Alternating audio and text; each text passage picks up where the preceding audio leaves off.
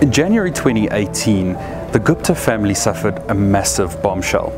The National Prosecuting Authority's Asset Forfeiture Unit lodged and was granted a preservation order against the Estina dairy farm project, which now we know was worth approximately 210 million rand to the family.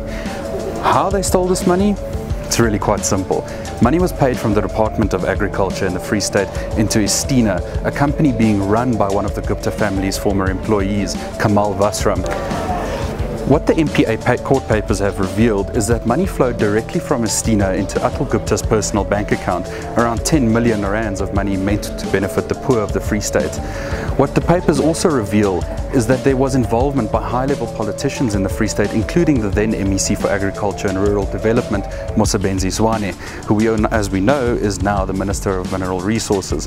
At the time, Ace Magashule, the Premier in the Free State, also green-lighted the project, bringing into sharp question the level of their involvement in the Estina dairy farm project, which was touted at the time as a big step forward in benefiting the poor. From the Asset Forfeiture Unit's court papers, we've been able to determine that the first funds flowed to Estina in April of 2013. 34 million rand was the first payment. Before that, Estina had only 9,000 rand in their bank account, so they went from nothing to a hero essentially overnight. The payments continued up to 220 million rands worth of taxpayers' money up until May 2016. All of that money we've been able to see from the Gupta leaks and from the AFU's papers went straight into the pockets of the Gupta family. So right now, a curator has been appointed for the assets at the dairy farm, which includes the Krynhuis List farm just outside Vrede, as well as about 220 million rand spread across various bank accounts, which include that of Oak Bay Investments, Island Site Investments, and of course Mr. Atul Gupta. The Gupta family have 90 days, which is around about 80 days left now, to actually fight this preservation order.